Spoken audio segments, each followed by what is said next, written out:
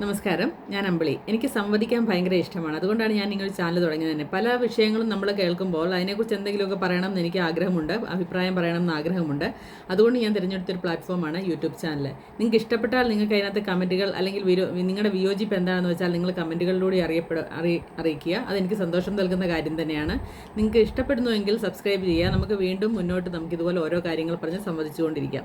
ഇന്ന് ഞാൻ എടുത്ത വിഷയം എന്താണെന്ന് വെച്ചാൽ സുംബയെക്കുറിച്ചാണ്. ഇപ്പോഴത്തെ സോഷ്യൽ മീഡിയയും നമ്മുടെ ചാനലുകൾ തുറന്നാലും എല്ലാം സുംബയെക്കുറിച്ചാണ് നമ്മുടെ ചർച്ചകൾ മുഴുവനും. ശരിക്കും പറഞ്ഞാൽ ഇത്രയും ഒരു കോളിളക്കം സൃഷ്ടിക്കേണ്ട ഒരു കാര്യവും ഈ സുംബയ്ക്കില്ല.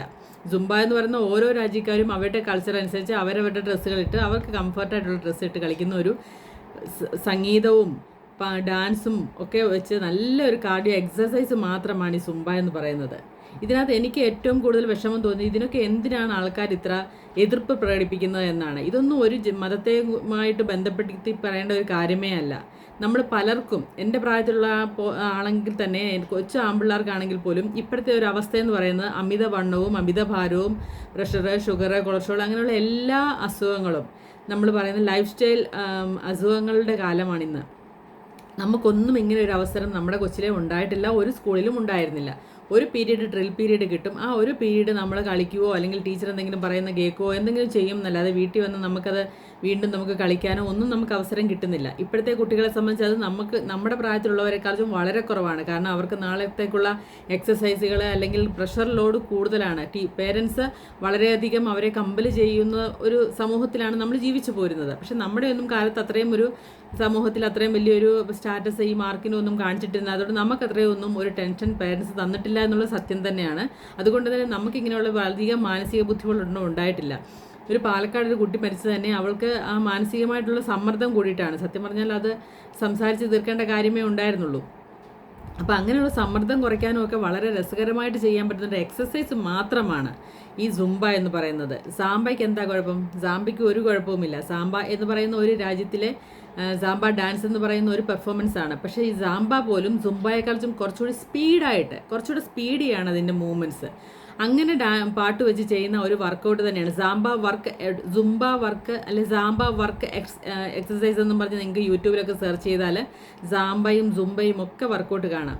ഇനിയും ഒരു മതസ്ഥർക്ക് അത് പറ്റില്ല എങ്കിൽ മാപ്പിളപ്പാട്ട് ഇട്ട് വേണമെങ്കിലും ചെയ്യാവുന്നതേ ഉള്ളൂ. ഇതിനൊക്കെ എന്തിനാണ് ഇതിനിങ്ങനെ ഈ പറഞ്ഞ പോലെ കടുംപിടുത്തം പിടിക്കുന്നത്?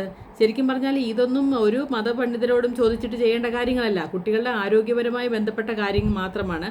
അത് ആരോഗ്യ വിദഗ്ധരോടും ഇതൊക്കെ ഇതിനെക്കുറിച്ചൊക്കെ പഠിച്ച് പ്രത്യേകം സ്പെഷ്യലൈസ് ചെയ്ത ആൾക്കാരോടും അന്വേഷിച്ചിട്ട് മാത്രം ചെയ്യേണ്ട കാര്യമാണ്. അതങ്ങനെ അന്വേഷിച്ചിട്ട് തന്നെയാണ് ഗവൺമെൻറ് ചെയ്തത് എന്ന് തന്നെയാണ് എൻ്റെ പൂർണ്ണ വിശ്വാസം. കാരണം അതുകൊണ്ട് തന്നെയാണ് നമ്മുടെ ബഹുമാനപ്പെട്ട വിദ്യാഭ്യാസ മന്ത്രി അത് ഒട്ടും വ്യതിചലിക്കാതെ അത് നടപ്പാക്കുമെന്ന് തന്നെ പുള്ളി അത് പറഞ്ഞത്. അദ്ദേഹം അത് തീർച്ചയായിട്ടും അത് നടപ്പാക്കും എന്ന് തന്നെ പറഞ്ഞതിൽ സത്യം പറഞ്ഞാൽ അഭിമാനമുണ്ട് അങ്ങനെ ഒരു കാര്യത്തിൽ ഉറച്ചു നിന്നതിൽ. ഇങ്ങനൊരു പ്രശ്നം വന്നപ്പോൾ അത് എങ്കിൽ വേണ്ട, കുറേ ഭാഗങ്ങൾക്ക് അങ്ങനെ നമുക്കത് വിഷമമായേനെ. അപ്പം എൻ്റെ മോനൊക്കെ പഠിക്കുന്ന സ്കൂളിൽ നവോദയ സ്കൂളാണ് പഠിക്കുന്നത്. അവിടെ ഇതൊക്കെ നേരത്തെ മൂലം ഉണ്ടെന്നാണ് എൻ്റെ ഒരു തോന്നൽ. കാരണം ഞാനൊരു ദിവസം ആ സ്കൂളിൽ ചെന്നപ്പം എനിക്ക് കാണാൻ സാധിച്ചത്, അവിടുത്തെ MP ഹാളിലേക്ക് ഞാൻ ചെന്നപ്പം അവിടുത്തെ പെൺകുട്ടികൾക്ക് ഈ പാട്ട് ഒരു മ്യൂസിക് വെച്ചിട്ട് ഇതുപോലൊരു എക്സസൈസ് ചെയ്യുന്നതാണ്. സത്യം പറഞ്ഞാൽ അത് കണ്ടാൽ നമുക്കൂടെ നിന്ന് അത് കളിക്കാൻ തോന്നും. അതുപോലെയാണ്.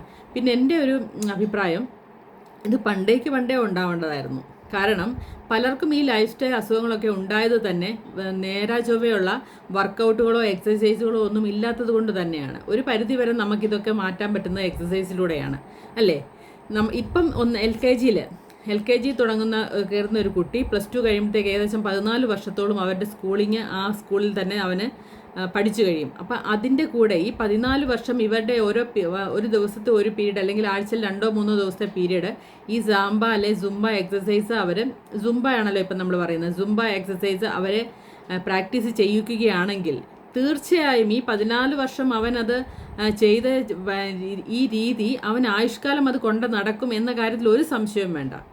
അവൻ എത്ര തിരക്കാണെങ്കിൽ പോലും അവനൊരു 10 മിനിറ്റിലെ അരമണിക്കൂർ അവന് ഈ സുംബ ഒരു പാട്ടിട്ട് അവൻ ആ വർക്കൗട്ട് ചെയ്യാൻ വേണ്ടി അവൻ ശ്രമിക്കും. കാരണം 10 വർഷം അല്ലെ 14 വർഷമായിട്ട് LKGയിൽ കയറുന്നൊരു കുട്ടി +2 കഴിയുമ്പോൾ 14 വർഷം ഈ കുട്ടി ഇത് പ്രാക്ടീസ് ചെയ്യുന്നുണ്ട്. അപ്പോൾ അവൻ്റെ അത് ജീവിതചര്യയായി മാറിക്കഴിയും. നമുക്കങ്ങനെ ഒരു ജീവിതചര്യ തന്നിട്ടില്ലാത്തത് കൊണ്ടാണ് നമ്മളിപ്പോഴും എക്സസൈസ് ചെയ്യാനോ അല്ലെങ്കിൽ ഒന്ന് ജിമ്മിൽ പോയി വർക്കൗട്ട് ചെയ്യാനോ അല്ലെങ്കിൽ വീട്ടിൽ തന്നെ ഇതുപോലെയുള്ള യൂട്യൂബ് നോക്കിയാണെങ്കിലും ഇഷ്ടംപോലെ വർക്കൗട്ടുകൾ, മനോഹരമായ വർക്കൗട്ടുകൾ കിടപ്പുണ്ട്.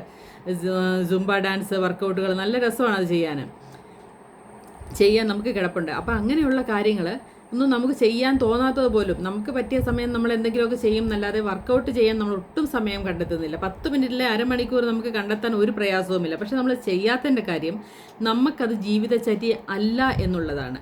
കുട്ടികൾക്കിത് ഇത്രയും വർഷം അവർക്കത് ജീവിതചര്യ ആക്കിയാൽ ഉറപ്പായിട്ടും അവരത് ജീവിതകാലം മുഴുവൻ തുടരുമെന്നും അവർക്ക് അതുകൊണ്ടുണ്ടാകുന്ന ഗുണങ്ങൾ ലഭിക്കുമെന്നും ഇതുപോലെ ജീവിതശൈലി രോഗങ്ങളിൽ ഒരു പരിധിവരെ അവർക്ക് അതിൽ നിന്നും മോചനം ലഭിക്കുമെന്നും തന്നെയാണ് എൻ്റെ പ്രതീക്ഷ. അതുകൊണ്ട് ഇത് ഒരു കാരണവശാലും മാറ്റിവെക്കാതെ പണ്ടേ നടപ്പാക്കേണ്ടതായിരുന്നു. ഇപ്പം ലേറ്റായി പോയെന്നല്ല, ലേറ്റായാലും ലേറ്റസ്റ്റായി വരണമെന്നാണല്ലോ നമ്മുടെ ആൾക്കാർ പറയുന്നത്. അതുകൊണ്ട് തന്നെ ലേറ്റസ്റ്റായി തന്നെ അതൊരു വളരെ ഭംഗിയായിട്ട് തന്നെ ചെയ്യട്ടെ എന്നാണ് എൻ്റെ അഭിപ്രായം. ഇതിനകത്ത് വസ്ത്രത്തിൻ്റെ ഒരു പ്രശ്നവുമില്ല. നമ്മുടെ രാജ്യത്ത് ഏതാണോ നമ്മുടെ ഡ്രസ് കോഡ്, അല്ലെങ്കിൽ നമുക്ക് കംഫർട്ടായിട്ടുള്ള ഏത് വസ്ത്രം വേണമെങ്കിലും ധരിച്ച് നമുക്ക് ഈ വർക്കൗട്ട് ചെയ്യാവുന്നതേ ഉള്ളൂ. ഡോക്ടർമാരൊക്കെ വന്നിരുന്ന ചാനലുകളിൽ പറയുന്നത് വിഡ്ഢിത്തം എന്നേ പറയാൻ പറ്റുള്ളൂ. അവരൊക്കെ പറയുന്ന മണ്ടത്തരം. ഈ പുള്ളിയൊക്കെ എങ്ങനെയാണ് ഒരു ഡോക്ടറായെന്ന് ഞാൻ അന്തിച്ചു പോവുകയാണ്. പുള്ളിയൊക്കെ കേൾക്കുന്ന വിഡ്ഢിത്തം കേട്ടിട്ട് എനിക്ക് അത്ഭുതപ്പെട്ടു പോയി. ഒരു ഡോക്ടർ പറയുകയാണ് അതൊരു മതത്തിനെതിരാണ്, അത് ചെയ്യാൻ പാടില്ല എന്ന്. എന്തൊക്കെ വിഡ്ഢിത്തരങ്ങളാണ് മനുഷ്യനെ പഠിപ്പിക്കുന്നതെന്ന് എനിക്ക് മനസ്സിലാവുന്നില്ല. ഒരു കുട്ടിയും പറയില്ല, ഒരു മതത്തിലും പെട്ട ഒരു കുട്ടിയും പറയില്ല എനിക്കിത് വേണ്ടാന്ന്. ഒരു കുട്ടിയും, ഒരു വീൽ ചെയറിലിരുന്ന് പഠിക്കുന്ന കുട്ടിയാണെങ്കിൽ പോലും അതിനെക്കൊണ്ട് പറ്റുന്നവർ അത് ചെയ്യാനേ നോക്കുകയുള്ളൂ എന്നാണ് എനിക്ക് തോന്നുന്നത്. അതുകൊണ്ട് ഒരു കാരണവശാലും ഇതിൽ നിന്ന് പിന്നോട്ട് പോകാതെ മുന്നോട്ട് തന്നെ ഇനിയുള്ള നമ്മുടെ വരും തലമുറയെങ്കിലും നന്നായിട്ട് എക്സസൈസ് ചെയ്ത് നന്നായിട്ട് ആരോഗ്യം സൂക്ഷിച്ച് ജീവിതശൈലി രോഗങ്ങളിൽ നിന്ന് മാറി നിന്ന് അവരുടെ ജീവിതം സന്തോഷമായി ഇഷ്ടപ്പെടുന്നതൊക്കെ ഭക്ഷണം കഴിച്ച് ഇഷ്ടപ്പെടുന്നതൊക്കെ ചെയ്ത് ജീവിക്കാനുള്ള അവസരം ഉണ്ടാവട്ടെ എന്ന് ഞാൻ ആശംസിക്കുന്നു. നിങ്ങൾക്ക് ഈ ചാനൽ ഇഷ്ടപ്പെട്ടു അല്ലെങ്കിൽ ഞാനുമായി സംവദിക്കാൻ നിങ്ങൾക്ക് ഇഷ്ടപ്പെടുന്നു ഉണ്ടെങ്കിൽ, എൻ്റെ ഈ സംസാരം ഇഷ്ടപ്പെടുന്നുണ്ടെങ്കിൽ നിങ്ങൾക്ക് ചെയ്യാൻ പറ്റുന്നത് ലൈക്കും ഷെയറും സബ്സ്ക്രൈബുമാണ്. പക്ഷേ കമൻറ്റ് അത് നിർബന്ധമായും ഇടണം. നിങ്ങളുടെ ഇതിനകത്തുള്ള അഭിപ്രായം എന്താണെന്ന് എനിക്കറിയാൻ ആഗ്രഹമുണ്ട്. അതുകൊണ്ട് അടുത്തൊരു വീഡിയോയുമായി കാണുന്നതുവരെ ബൈ.